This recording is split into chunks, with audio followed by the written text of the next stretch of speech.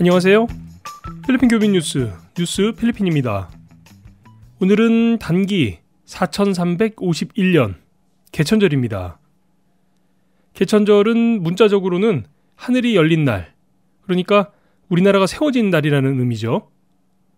영어로 표현을 하자면 내셔널 파운데이션 데이라고 표현이 되는데요. 사실 이 내셔널 파운데이션 데이는 건국 기념일이라는 뜻이기 때문에 하늘이 열린 것을 뜻하는 개천절과는 좀 느낌의 차이가 있죠.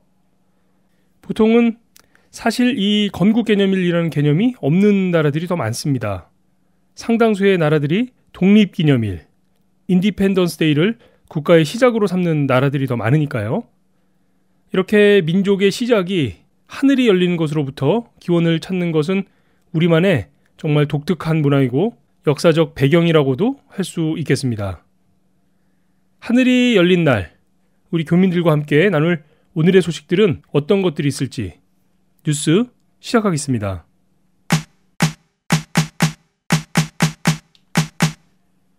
오늘 첫 소식은 물가 인상 소식 전해드려야겠는데요. 이번엔 빵 소식입니다. 필리핀어들의 아침 식사 하면 뭐가 떠오르시나요? 요즘엔 좀 달라진 가정들도 있는데 필리핀을 대표하는 아침 식사는 역시 반딧살 빵이 아닐까 싶은데요. 동네 빵집에서 갓 구워낸 이 반딧살 빵을 아침으로 먹으면 정말 맛있죠. 이 필리핀어들의 국민 아침 식사인 반딧살 가격이 인상될 것으로 보입니다.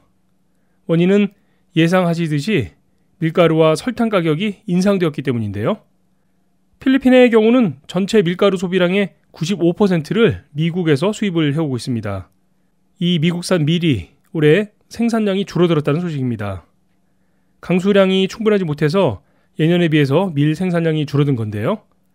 이런 여파로 국제 밀 시장에서 밀 가격이 오르고 있기 때문에 필리핀 내수 시장에도 역시 영향을 미치게 될 것이라는 전망입니다.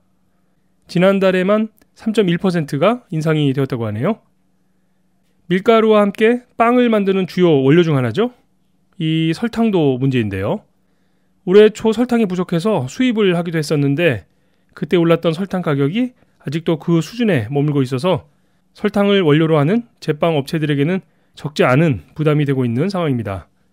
작년 동기 대비 27%가 인상이 되었다고 하니까 빵을 만드는 제빵 업체들의 입장에서는 원가 부담이 상당하겠죠. 설탕은 사실 필리핀의 주요 수출 품목 중에 하나인데요. 국내 소비량을 맞추기 위해서 30만 톤의 설탕을 수입해야 할 상황이었다고 하니까 정말 이해하기 어려운 부분입니다. 몇 차례 뉴스를 통해서 전해드렸던 쌀과 함께 이 빵도 필리핀어들에게는 아주 기본이 되는 생활 필수 먹거리 중에 하나죠. 그 외에도 기름 가격들을 비롯해서 전기, 수도 등의 공공요금들도 계속 인상이 되고 있는데요.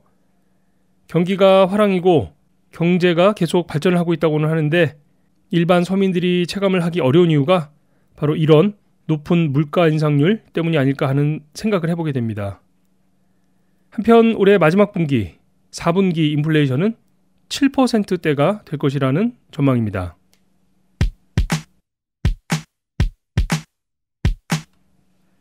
다음 소식은 총격 사건 소식입니다. 루손 북부 라 유니언 수디펜시 시장이 괴한이 쏜 총에 맞아서 사망한 사건이 발생했습니다. 어제 있었던 일인데요. 알렉산더 알람 부킹 시장과 시장의 차량을 운전하던 운전기사는 그 자리에서 사망을 하고 동승했던 부인이자 이 지역 부시장인 웬디 조이 부킹 부시장은 부상을 당한 것으로 전해지고 있습니다. 경찰은 이 사건에 대해서 범행 동기를 찾고 있는데요. 경찰은 내년도 선거를 앞두고 최근 여론조사에서 앞서고 있던 부킹 시장에 대해서 정적들로부터의 공격이 아니었는지 조사를 하고 있는 상황입니다. 이와 함께 부킹 시장이 운영하고 있던 라 유니온 지역 내의 펩시 유통사업에 대해서도 함께 조사 중인데요. 이 비즈니스에 대해서 불만을 가지고 있는 사람들은 없었는지 조사하는 것이 경찰의 수사 방향이라는 소식입니다. 최근 들어 각 지방도시들의 시장들이 이렇게 괴한으로부터 피격을 당해 사망하는 사고들이 잇따라 발생을 하자 필리핀 국내외적으로 이번 사건에 대해서 더욱 주목을 하고 있는 상황입니다. 부킹 시장은 2016년 선거를 통해서 시장에 당선이 되었고 앞서 말씀드렸던 것처럼 그 부인도 부시장으로 함께 일을 해왔는데요. 필리핀에서는 형제나 자매, 남매 아니면 이렇게 부부지간이나 부모, 자식들이 함께 시장, 부시장을 하는 경우가 많이 있죠. 우리 눈에는 좀 이상하게 보이기도 합니다만 필리핀에서는 그게 특별한 일은 아니니까요. 한편 이번 사고는 두테르테 대통령 취임 이후 지방도시의 시장들이 피살된 12번째 사건인데요. 필리핀 경찰이 이 사건을 어떻게 해결해 나가게 될지, 과연 범인은 잡을 수 있을지도 후속 보도가 나오는 대로 정리해서 함께 전해드리도록 하겠습니다. 선거가 내년 5월이니까요. 이제 약 8개월 정도 남았나요? 그래도 기간이 좀 남았는데 벌써부터 이런 일들이 벌어지고 있으니까요.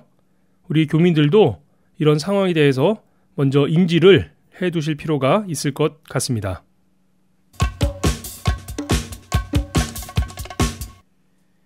마지막 소식은 어제 메트로 마닐라에서 있었던 집중호우 소식 잠깐 살펴보도록 하겠습니다. 어제 오후 2시경이었죠. 칼루칸과 말라본, 노보타스 그리고 쾌전시티하고 파식 일부 지역에서 집중호우가 내렸습니다. 파가사의 발표에 따르면 시간당 78mm가 내렸다고 하는데요. 짧은 시간 동안 엄청난 양의 물폭탄이 쏟아졌던 거죠. 이 비로 인해서 메트로 마닐라 곳곳이 침수가 되고 쿠바오에 있는 파머스 마켓에도 물이 차는 사고가 발생을 했습니다. 한 목격자에 따르면 2009년 태풍 온도이가 왔을 때 이 파머스 마켓이 침수가 되었었는데 그때 이후로 두 번째라고 전하고 있습니다. 파가사에서도 이 정도의 비는 집중호우로서는 역대급 강수량이라고 전하고 있는데요.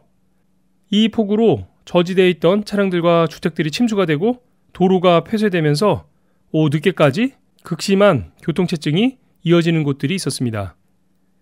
파가사의 발표에 따르면 어제 이 비는 특히 메트로 마닐라 북부, 쾌전시티 쪽에 집중적으로 발생을 했는데요.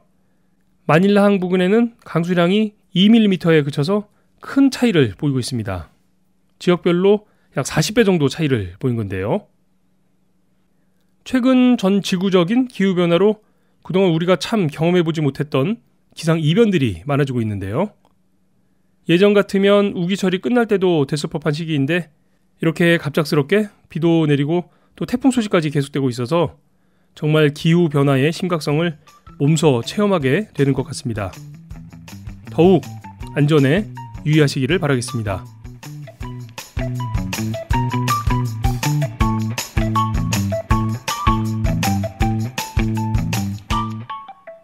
요 며칠 계속 전해드리고 있는 인도네시아 지진 소식이 벌써 지진이 발생된 지 6일째가 되었는데요.